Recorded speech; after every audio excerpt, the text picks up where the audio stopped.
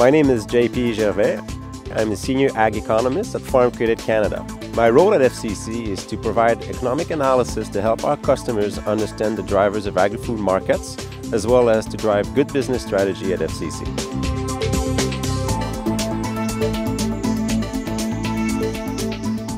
In 2011, the value of Canadian agri-food imports totaled $33 billion. The United States represents our most important supplier because of proximity, as well as the fact that U.S. businesses benefit from duty-free market access to Canada for a wide array of products.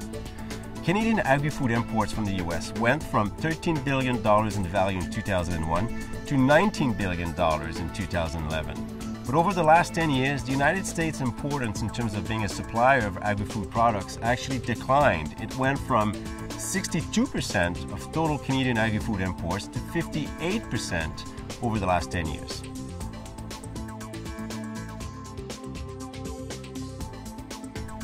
The most important suppliers of agri-food products to Canada, aside from the United States, are Mexico, China, and Brazil.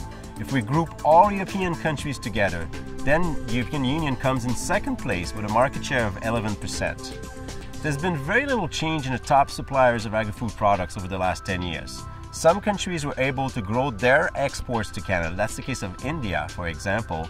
Their exports to Canada went up 2.5 times over the last 10 years.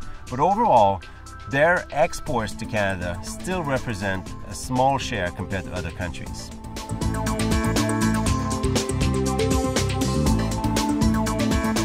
Canadian agri-food imports have grown considerably over the last 10 years, and this is reflected in large and small sectors.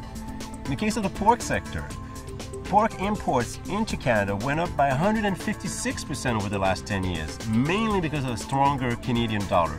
From 2005 to 2008, the value of the Canadian dollar went from 82 US cents to 1.09 US dollars per Canadian dollar.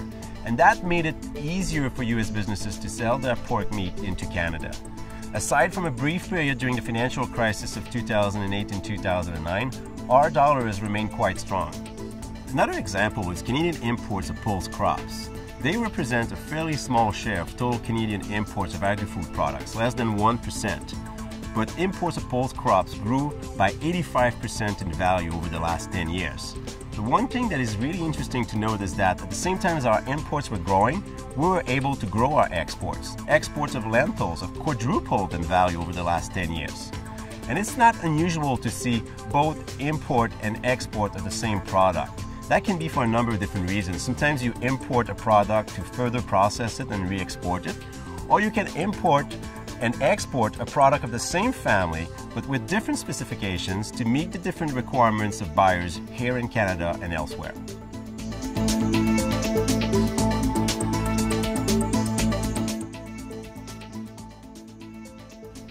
If you ensure your business is as productive and as efficient as possible, you're off to a pretty good start.